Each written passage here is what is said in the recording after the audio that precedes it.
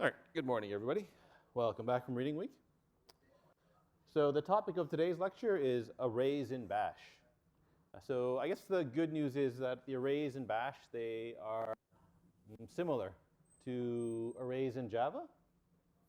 I guess that means they're similar to array, lists in Python. The bad news is that they have their own strange syntax that's associated with them.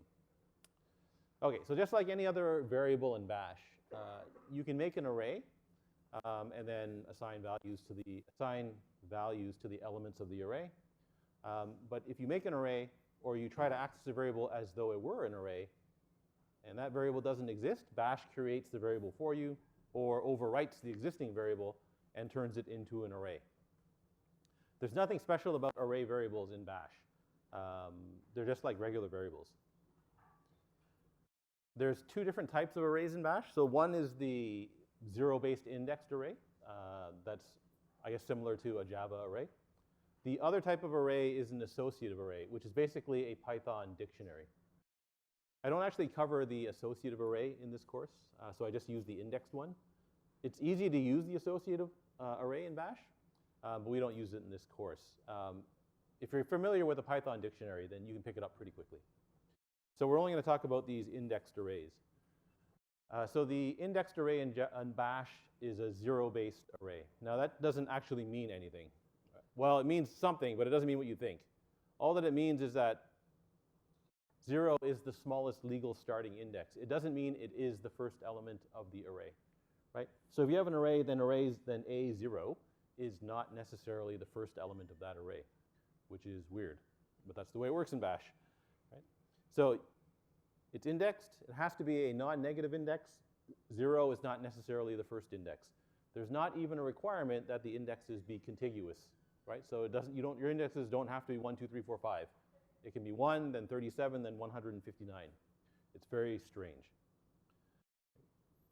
Okay, so if you're going to assign a value to an array, then the good news is it's the same as in Java, right? It's the name of the array. You don't use the $sign. Right? So it's name of the array, square bracket, index equals something. And that will assign a value to the array element at index I. Right? If your array doesn't exist, then the array gets created, and the element at index I gets assigned to that value. If you want to get the value from using an index, then you use the brace notation. Right? So $, brace, array name, square bracket, index. Okay, so here's the first line in the first line of code in the notebook. Right? So we don't have an array variable yet. As soon as you use a variable and try to index it as though it were an array, Bash creates the variable for you, turns it into an array, and away you go. Right? So that one line of code there makes an array variable ARR, sets the element at index 0 to the string hello. Right? If you want to get that value out, right, it's $, brace, and then the array followed by an index. Right? So not surprisingly, this prints hello. Okay. So you have to be very careful when you're using arrays, because the language doesn't warn you if you're using it incorrectly or if you're using it in a way that doesn't seem correct. Right? So beware of the very easy to make error of not using the braces. Right? So here, when I access the value of the array, right, I use braces around the name of the variable and the index.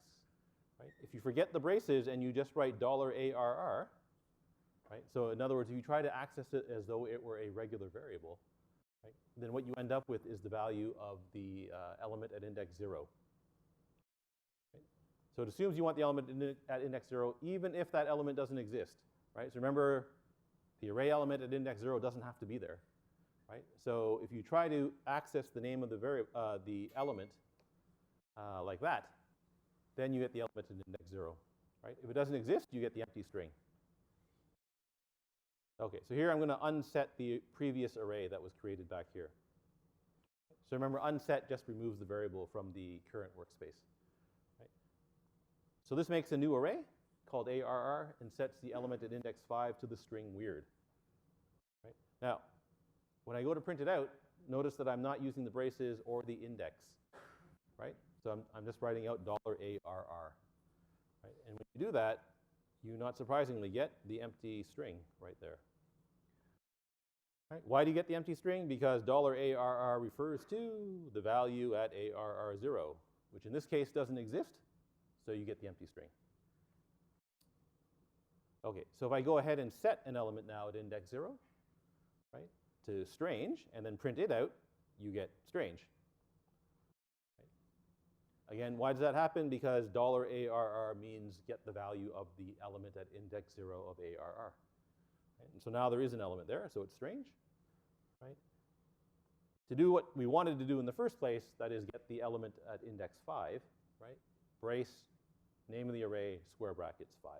Right? And now you get the original string, which was weird, that we created back up here.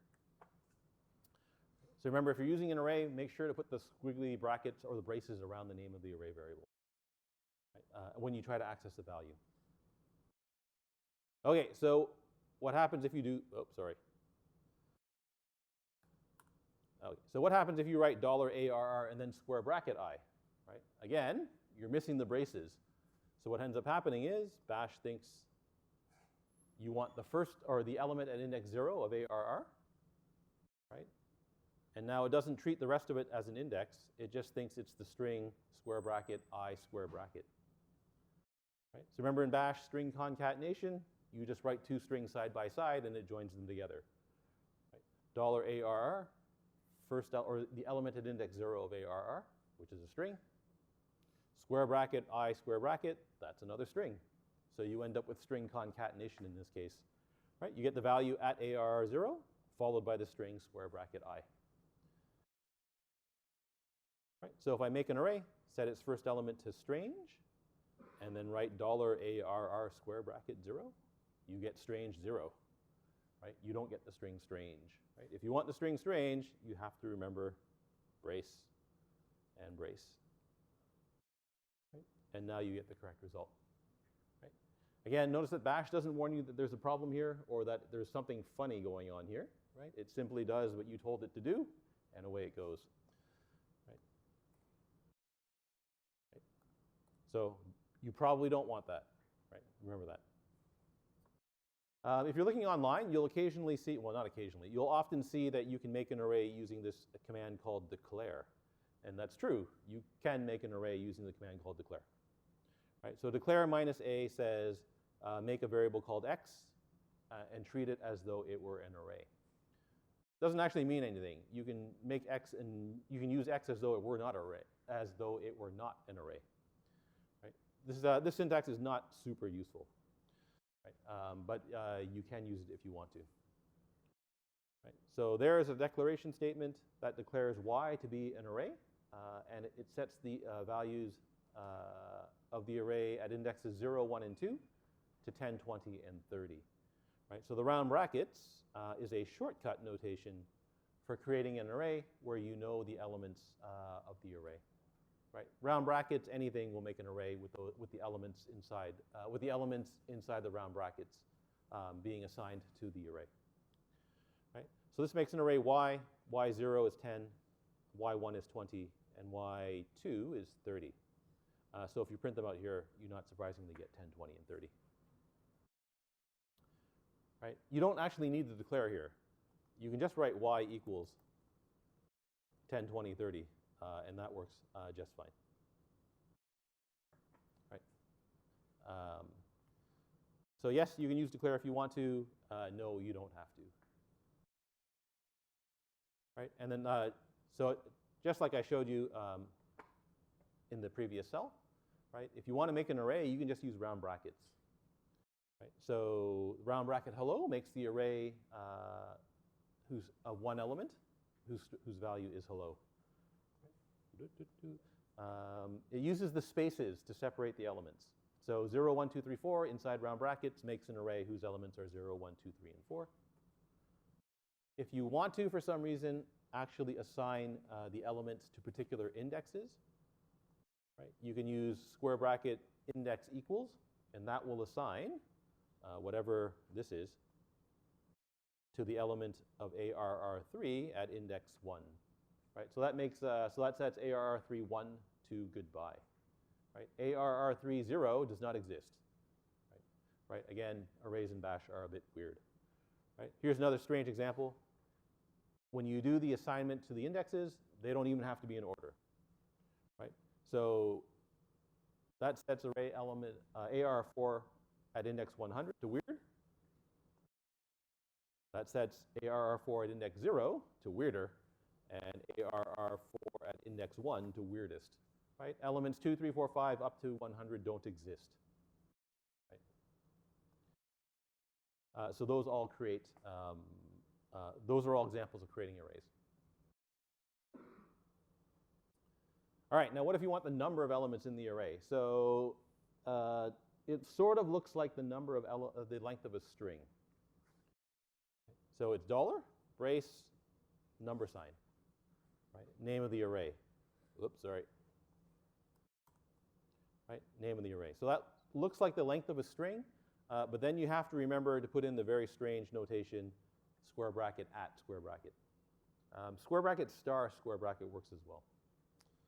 Right? So weird, but that's the way it works in bash, right? So that tells you the number of elements in the array. So using the previous example here, array 1 should have 1 element, right? Array 2 should have 5, array 3 should have 1, and array 4 should have 3 elements in it. Okay, so if we run that, we get 1, 5, 1, and 3, which is correct, right? Right. So $, name of the array, followed by square bracket at square bracket. So we're going to come back to that in probably the next lecture when we talk about loops. Right? So we're not going to look at looping over the array very much in this particular lecture. Okay, so what the heck is that at? Right, so that's the question. So unfortunately, there's both an at and a star. Right? So notice again that the star shows up, and this time it means something different than what you were told before in the course. Right? So star in a pattern, in a file name expansion means match any file name. Right? That's not hidden. Right? In a what else? In a regular expression, it means 0 or more. Right? Now, when you use it as an array index, it means something else. Right? So if you have an array, then ARR square bracket at and ARR square bracket star, they both result in an expansion of all of the elements of the array. Right? So in other words, they expand to all the elements of the array to produce a list. Right? So in other words, they both produce the following string. Right? You get the first element of the array, followed by a space, followed by the second element of the array, followed by a space, followed by the third element of the array, followed by space, and so on and so on and so on and so forth. Right? Okay, now notice that all of the elements of the string are unquoted. Right? So there's no double quote here or single quote, right, anywhere inside of that string. Right? So in other words, everything comes out as one big string, possibly having lots of spaces in it. Right? There's a space between each element. Right? If one or more of the elements have a space in them, then that space also appears. Right? And everything's unquoted. Right? So you can use either expansion if you know that all of the elements don't have any special characters in them. Right? They don't contain space. Right? So in that case, you just get the string with all of the elements printed out. You get the string made up of all the elements separated by spaces. Okay, so if you quote ARR at, right, then that produces a list of all the elements where every element is now quoted. Right? So instead of getting that expansion, right, you get this expansion. Right? Each element of the array comes out quoted. Right? And then the separate elements are separated by spaces. Right? So in this case, you end up with a list that contains exactly n elements, right? Where n is the number of elements in the array.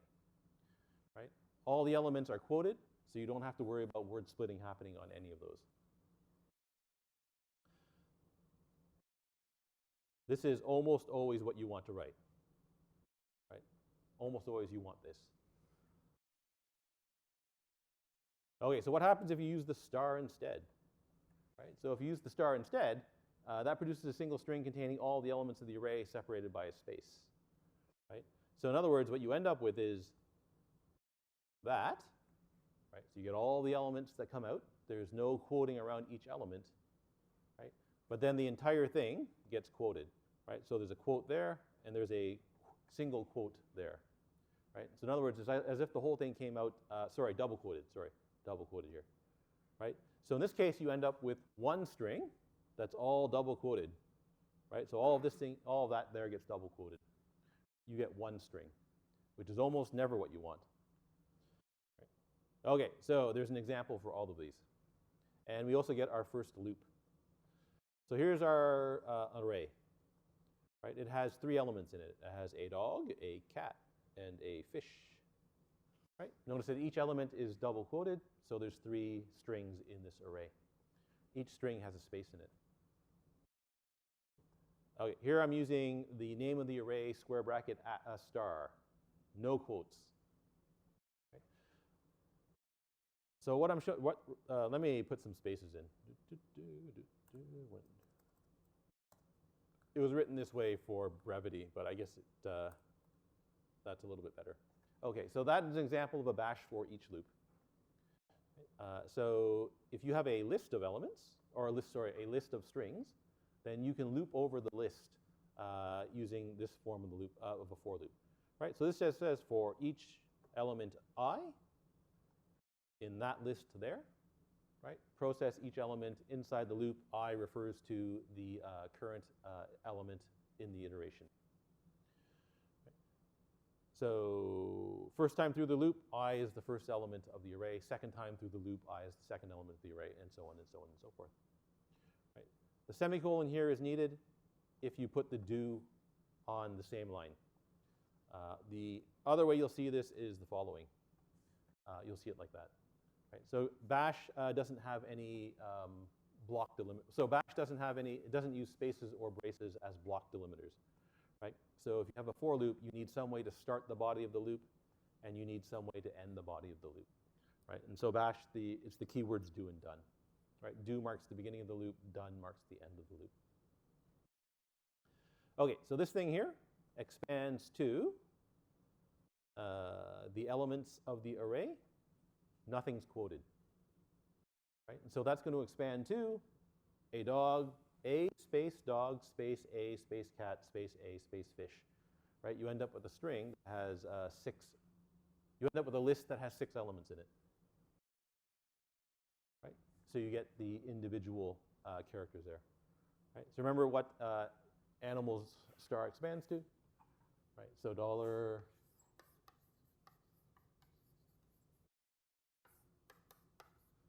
Right? When that expands, you get the first element out, so that's a dog. Right? You get the second element out, that's a cat, and then the third element out, which is a fish. Right? There's no quotes around anything, so that's your list, right? Which has length 6, right? 6 elements in that list. The exact same thing happens if you use at as the index, right? You get the exact same result because it's not quoted, right? So you're going to get the 6 elements again. Okay, if you quote the array reference with the at used as the index, right? So when you quote that, the individual elements get quoted. Sorry, that's an at now. Right? And so now you get the 3 elements out. Each element gets quoted. Right? And so now you have a list consisting of 3 strings. Right? So when you print that out, you get a dog, a cat, and a fish. Right? And when you change this to a star and quote, right, all of these quotes disappear. And you just get the quoted string. So now you've got one string, and when you print it out, you get the entire, you get a dog, a cat, and a fish on one line, as though it were a single string. Right? You almost always want the quoted at form. If you're going to use any of the other forms, you should probably comment it and explain why you're using it, because it's going to be a bit unusual, especially if you use this one. This one's a bit weird. Right? That basically turns your array into a single string, which might be what you want, but you should probably comment it if you're going to do it that way. Oh, sorry, let me get rid of this. Okay, there we go. All right, so if you've got an array and you don't know where the array came from, then you don't actually know that the elements of the array are indexed 0, 1, 2, 3, 4, and so on. Right? And so if you happen to be in that situation, you need some way to get the indexes that are used by the array. And so that's what this strange notation is here for. Right? So $brace exclamation mark ARR at gives you the indexes of the array as a list. Right? So again, there's our array. Index 0 is hello. Right? Indexes 0, 1, 2, and 3 are January, February, March, and April. Right? Index 1 of this array is goodbye. Index 0, 1, and 100 are weirder, weirder, weirdest, and weird. Right? So if I print out the indexes used by the first array, that should give me 0. That one should give me 0, 1, 2, 3. That should give me just 1. And this should give you 0, 1, and 100. And you get those. Right? Notice that they come out in sorted order, which I think is what's supposed to happen. Right? So if you need the indexes for some reason, normally this isn't what the situation that you're in. But if you do need them for some reason, then it's the exclamation mark in front of the array name. Right. Okay, so those are useful if you need to loop over the indexes of the array. Right. Normally, when you use a bash array, you use the for each loop. Right. But you can use a counting style loop instead. Right. So one way to use a counting style loop is to get the indexes of the loop. Right. Sorry, to get the indexes of the array. This is actually still a for each loop, right? It's just now it's going to loop over the list of indexes. Right? So here we're going to access each element, right, using the array index I, right? And then we're going to print out the month at that element. Sorry, the element corresponding to that month. And away you go. Okay, so can you join two arrays? The answer is yes, you can join two arrays. But again, you use a strange syntax. So you use the plus equals here operator. No space, right? It's array name followed by a plus, followed by an equals, followed by something, right? Also, you can't just concatenate two arrays directly, right? You have to use this bizarre syntax here. Right? So what is this doing? So round brackets, remember what round brackets does? Round brackets makes an array, right? What does the quoted form of using the at index do? Well, it produces the list where each element is quoted, right? So what is this doing? It's taking the elements of the array, right, sending them to a list quoting each element of the array, and then putting it into a new array, right, which you then can concatenate to an existing array. Right? Strange, but this is the way it works. Right? If you just write ARR1 plus equals ARR2, it doesn't work. Right? If you write ARR1 plus equals ARR2 $ARR2, it doesn't work. Right? So why doesn't this one work? ARR1 plus equals $ARR2. Right? You might think, well, ARR2 is an array, so why can't I just concatenate it that way? Right? And the answer is, right, what does that expand to? It expands to the value of $ARR2 square bracket 0. So that doesn't work. You end up with an error message in this case. Right? And so that's why you have to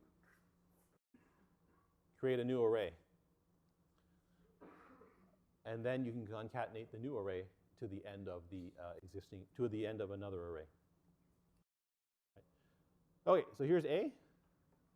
It's the array that has one element in it and starting at index 100. Right. B, that's the array consisting of 3 elements starting at index 0. Right. If I write A plus equals and then round brackets, blah, blah, blah, blah, blah, right? That concatenates the elements of B to the end of A. Right, now the question is what are the indexes that are used in A, right? And so fortunately, it does the sensible thing, right? So you get first element of A followed by the elements of B, right? So 0, 5, 6, 7. And when it does the concatenation, it concatenates at the end of the array, right? So the array indexes are 100, corresponding to the 0, right? 101, 102, and 103, right? So it doesn't start concatenating at 0, 1, and 2, right? It starts concatenating at the last index of the array. Okay, if you want to concatenate just a single element to the end of the array, right? And then what you have to do is you take the element, right? If the element has spaces in it, you have to quote it, right? And then you make an array out of that element, right? So round brackets, double quote, elem makes an array of size 1 whose only element is whatever the value of that variable is, right? And then you can concatenate that to the end of an array, right? You can't write ARR plus equals and then just some element, right? It doesn't work. You have to turn the element into an array. Right? So if I've got the array January, February, March, and April, and I want to add May to that array, right? So there's my element, turn it into an array, and then concatenate that using plus equals, right? And there you go. So that works. Right, so you can concatenate an array to the end of an existing array, right? You almost always have to make a new array, though, when you do it, right? And so it's almost always round bracket something, closing round bracket. All right, interactively reading elements into an array. So if you're in the weird case where you're writing a program and you want to prompt the user to type in some stuff, and then the stuff gets added to an array, you can use the command called read. Right? So I guess in a modern program, this would be unusual. But if you're working in Bash, everything's from the command line. So it's less unusual to have a program that prompts somebody to type some stuff in and then read that into an array. Right? So this is sort of useful in Bash. Right? So read minus A, then ARR. Will read stuff from the command line. The minus A means create an array and store it in that array variable there. Right? So when it reads stuff from the command line, it splits the input where there's spaces. Right? So each string that's separated by one or more spaces gets assigned to the corresponding element of the array. Right? Quoting doesn't work when you do this, right? So if you have, if you wanted to write a dog and put that in as one element of the array, that doesn't work. Okay, so I can't do this inside Jupyter, so I have to do this from the command line. Right? If you want a prompt, you can use minus p, followed by a string. That's the prompt. Right? So here, read minus p, enter a list of elements minus a, ARR. Right? Prints out, enter a list of elements. Right? And then it will read standard input, splitting standard input at each space and assigning those elements to the array ARR. Right, so let's give that a try.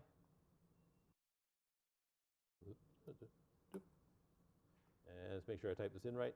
Okay, so read minus p. Enter a list of elements. Minus a, ARR. Okay, so there's your prompt. Right, and now it wants one line of input. So let's try a dog, a cat, and a fish. Right. Okay, press enter. And unlike other times when you're reading from standard input, you don't have to type in Control D. Right? As soon as you press enter, that gets read into an array. Right? Anywhere there's a space, the elements get split. Right? So you're going to get the array A, and then dog, A, then cat, and then A, and then fish. Right? And so if I print out the array, ARR at Oops, sorry, what did I do? Oh, missing, sorry, missing brace. There we go. You get a dog, a cat, and a fish. I guess we should print these out one at a time. So for each element in $ARR,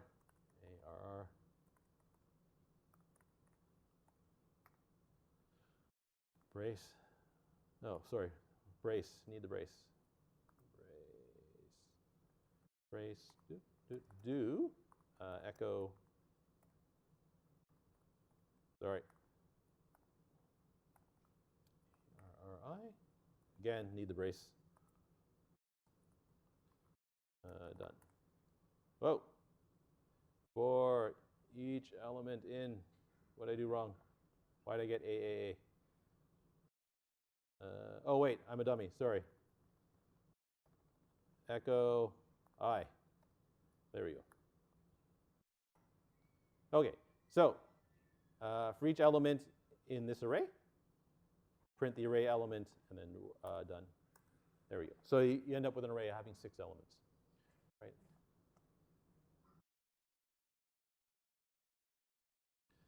All right, so if you want to read stuff from a file and put that into an array, you can use the command called mapfile, which is exactly the same as the command called readarray. Right? So if you're Googling for this, both of these things mean the exact same thing, right? It's the exact same command. Right? And so that will read one or more lines, not from standard input, from a file. Sorry, from standard input, yes, and then stores the elements in the array ARR. Right? Again, this is reading from standard input. Right? But you can make this work for a file. Okay, so map file -t. -t option removes the new line character from the end of each line before storing the line in the array. If you don't use -t, then it reads each line, but it stores the new line character with each element. Right? Normally, you don't want the new line character at the end, so -t gets rid of the new line. Right? Okay, so we've got a little script here called, we have a file called students.txt. Right? So it starts out with a comment, well, with what looks like a comment. Right? And then it's just a list of student numbers, last name, first name, separated by commas. Right? So I'm going to read this thing in one line at a time. Right? Okay, so map file on its own reads from standard input. Right? Remember, I can redirect standard input to a file instead. Right? So instead of reading from standard input, I can redirect input from a file. Right? So that's going to read from that file there. Right? Is there a door there? Sorry.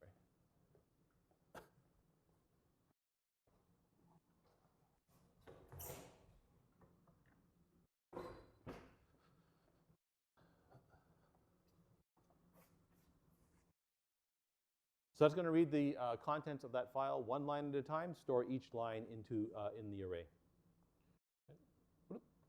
Right? And so when we print each element of the array, right, you get the first line, then the second line, and then the third line, and then so on. Right? Instead of printing each element here, right, you can now do something to process each line of the file, right, which we'll do in another notebook. Yes? The T? Yeah, the T gets rid of the new line character at the end. So we don't put it in.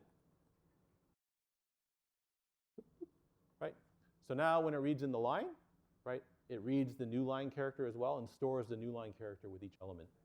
Okay, so when you print it, you end up with, so when you print, you end up with that new line character is actually at the end of the previous line. You normally want to get rid of the new line, but you don't always. So if you want to get rid of it, it's the -t option. And there you go. And so that's the quick and dirty introduction to bash arrays. Right? They're a little bit weird, just like everything else in bash. Right? You have to get used to the syntax. The only way to do it is to actually play around with them and try to use them. And with that, I should show you something. Shell check.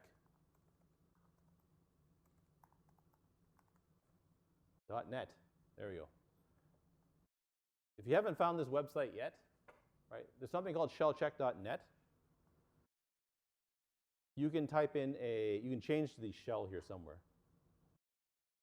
Anyway, you can type in your script here, and then ask shellcheck to check the script, right? And so what will happen is it'll read the script, and it will tell you what errors or what unusual things you're doing inside, or what it thinks is unusual about your script, right?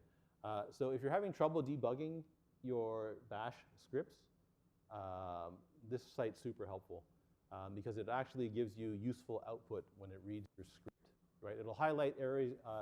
It'll highlight things in your script and tell you what are the unusual things that it thinks is happening inside your script, right? So for example, if you make an array, notice down here, it's interactive, right? So it actually reads your script as you're typing it in. A, B, C. Oh, add a shebang, right. Bin bash, there we go. Okay, so array appears to be unused. That's true, I haven't used it for anything. Right, now remember, if you want to access array index 0 of the array, right, ARR0. Right, now remember, that's the wrong way to do it, right?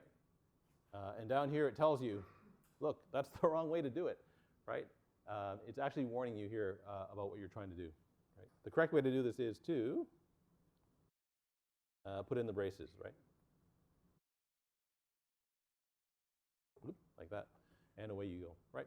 So if you write up your script in whatever editor you're using, just paste it into shellcheck.net to see what shellcheck thinks about your script. Right? If there's spaces where there shouldn't be, or if there's spaces where there should be, and so on and so on and so forth, right? Shellcheck will find everything, and it'll actually print out a usable message here, right? Which bash won't do, right? Bash generally doesn't print out anything, right? It doesn't tell you what's going on. It just assumes what you typed in was what you meant to type in, right? So this site is super helpful when you're debugging your scripts. Okay. What time is it? 10 after. You know what? Let's call it quits there for today, and we'll pick up this from the next notebook in the next lecture. You should have your tests back by tomorrow. Right? So if you want to pick it up, please come tomorrow and get it.